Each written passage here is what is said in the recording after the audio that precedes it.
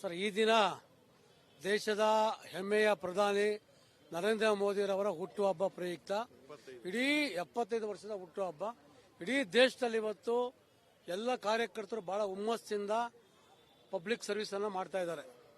ಏನು ನಾವೇನು ಅನ್ಕೊಂಡಿದ್ವಿ, ಪ್ರತಿ ವಾರ್ಡಲ್ಲಿ ಪ್ರತಿ ಬೂತ್ ಶಾದಲ್ಲಿ ಇವತ್ತು ಎಲ್ಲ ಕಡೆ ಕೆಲಸವನ್ನು ಮಾಡ್ತಾರೆ.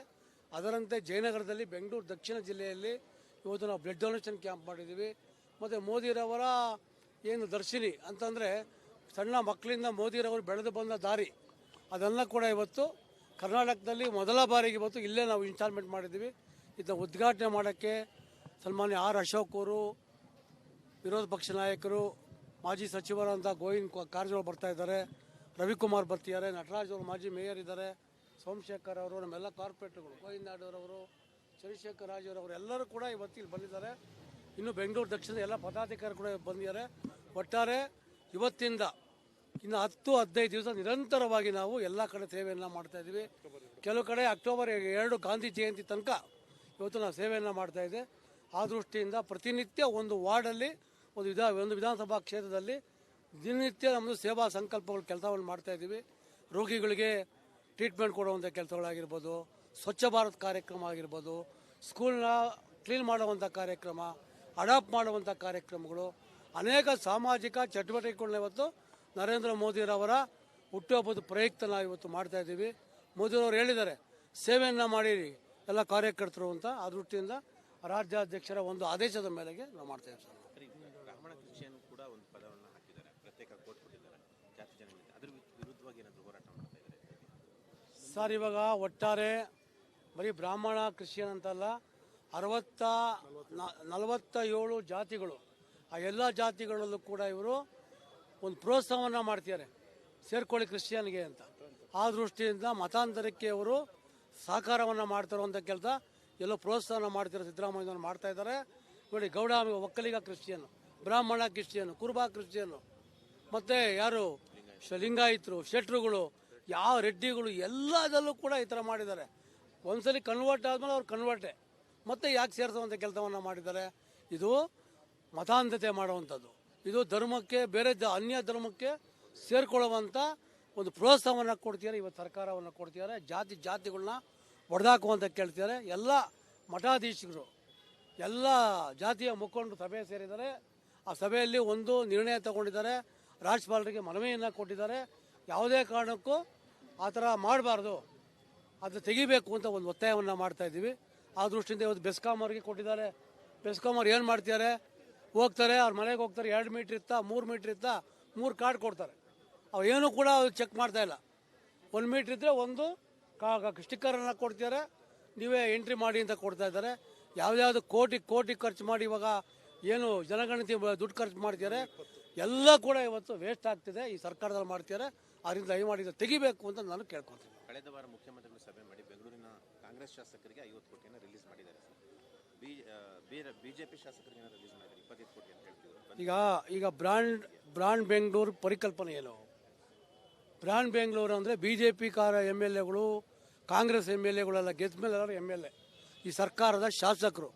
ಈ ಬೆಂಗಳೂರು ಅಭಿವೃದ್ಧಿ ಚೆನ್ನಾಗಿರಬೇಕು ಅಂದರೆ ಕಾಂಗ್ರೆಸ್ಸು BJP ಅಂತ ಏನೂ ಮಾಡಬಾರ್ದು, ಸಮಗ್ರವಾಗಿ ಬೆಂಗಳೂರು ಡೆವಲಪ್ಮೆಂಟ್ ಆಗಬೇಕು.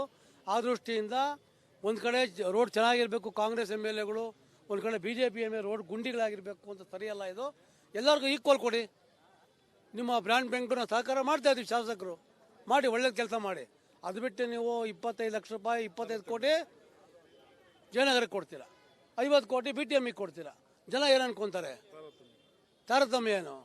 ಎಲ್ಲ ಬ್ರ್ಯಾಂಡ್ ಬೆಂಗಳೂರೇ ಇಲ್ಲ, ಅಷ್ಟು ಮಾತ್ರ ನೀವು ಬ್ರ್ಯಾಂಡ್ ಬೆಂಗಳೂರು ಮಾಡಿ, ಇದೆಲ್ಲ ಬಿಟ್ಬಿಡಿ. ಇದನ್ನ ಇಲ್ಲ, ಬ್ರ್ಯಾಂಡ್ ಬೆಂಗಳೂರನ್ನ ನೀವು ಮಾಡಿದ್ಮೇಲೆ ಈಕ್ವಲ್ ಆಗಿ ನೀವು ಕೊಡಬೇಕು ಅಂತ ನಾನು ಕೇಳ್ಕೊತೀನಿ ಸರ್. ಈ ದಿನ ದೇಶದ ಹೆಮ್ಮೆಯ ಪ್ರಧಾನಿ ನರೇಂದ್ರ ಮೋದಿರವರ ಹುಟ್ಟುಹಬ್ಬ ಪ್ರಯುಕ್ತ ಇಡೀ 75 ವರ್ಷದ ಹುಟ್ಟುಹಬ್ಬ ಇಡೀ ದೇಶದಲ್ಲಿ ಇವತ್ತು ಎಲ್ಲ ಕಾರ್ಯಕರ್ತರು ಬಹಳ ಹುಮ್ಮಸ್ಸಿಂದ ಪಬ್ಲಿಕ್ ಸರ್ವಿಸನ್ನು ಮಾಡ್ತಾ ಇದ್ದಾರೆ. ಏನು ನಾವೇನು ಅನ್ಕೊಂಡಿದ್ವಿ, ಪ್ರತಿ ವಾರ್ಡಲ್ಲಿ ಪ್ರತಿ ಬೂತ್ ಶಾದಲ್ಲಿ ಇವತ್ತು ಎಲ್ಲ ಕಡೆ ಕೆಲಸವನ್ನು ಮಾಡ್ತಾರೆ. ಅದರಂತೆ ಜಯನಗರದಲ್ಲಿ, ಬೆಂಗಳೂರು ದಕ್ಷಿಣ ಜಿಲ್ಲೆಯಲ್ಲಿ ಇವತ್ತು ನಾವು ಬ್ಲಡ್ ಡೊನೇಷನ್ ಕ್ಯಾಂಪ್ ಮಾಡಿದ್ದೀವಿ. ಮತ್ತು ಮೋದಿರವರ ಏನು ದರ್ಶಿನಿ ಅಂತಂದರೆ ಸಣ್ಣ ಮಕ್ಕಳಿಂದ ಮೋದಿರವರು ಬೆಳೆದು ಬಂದ ದಾರಿ, ಅದನ್ನು ಕೂಡ ಇವತ್ತು ಕರ್ನಾಟಕದಲ್ಲಿ ಮೊದಲ ಬಾರಿಗೆ ಇವತ್ತು ಇಲ್ಲೇ ನಾವು ಇನ್ಸ್ಟಾಲ್ಮೆಂಟ್ ಮಾಡಿದ್ದೀವಿ.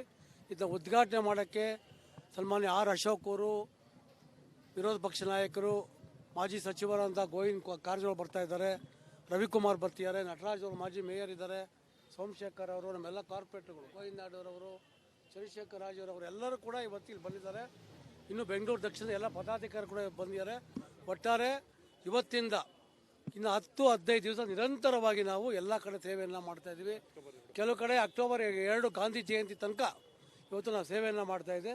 ಆ ದೃಷ್ಟಿಯಿಂದ ಪ್ರತಿನಿತ್ಯ ಒಂದು ವಾರ್ಡಲ್ಲಿ ಒಂದು ವಿಧಾನಸಭಾ ಕ್ಷೇತ್ರದಲ್ಲಿ ದಿನನಿತ್ಯ ನಮ್ಮದು ಸೇವಾ ಸಂಕಲ್ಪಗಳು ಕೆಲಸವನ್ನು ಮಾಡ್ತಾ ಇದ್ದೀವಿ. ರೋಗಿಗಳಿಗೆ ಟ್ರೀಟ್ಮೆಂಟ್ ಕೊಡುವಂಥ ಕೆಲಸಗಳಾಗಿರ್ಬೋದು, ಸ್ವಚ್ಛ ಭಾರತ್ ಕಾರ್ಯಕ್ರಮ ಆಗಿರ್ಬೋದು, ಸ್ಕೂಲ್ನ ಕ್ಲೀನ್ ಮಾಡುವಂಥ ಕಾರ್ಯಕ್ರಮ, ಅಡಾಪ್ಟ್ ಮಾಡುವಂಥ ಕಾರ್ಯಕ್ರಮಗಳು, ಅನೇಕ ಸಾಮಾಜಿಕ ಚಟುವಟಿಕೆಗಳನ್ನ ಇವತ್ತು ನರೇಂದ್ರ ಮೋದಿರವರ ಹುಟ್ಟುಹಬ್ಬದ ಪ್ರಯುಕ್ತ ನಾವು ಇವತ್ತು ಮಾಡ್ತಾ ಇದ್ದೀವಿ. ಮೋದಿಯವರು ಹೇಳಿದ್ದಾರೆ ಸೇವೆಯನ್ನು ಮಾಡಿರಿ ಎಲ್ಲ ಕಾರ್ಯಕರ್ತರು ಅಂತ. ಆ ದೃಷ್ಟಿಯಿಂದ ರಾಜ್ಯಾಧ್ಯಕ್ಷರ ಒಂದು ಆದೇಶದ ಮೇರೆಗೆ ನಾವು ಮಾಡ್ತಾ ಇದ್ದೀವಿ ಸರ್.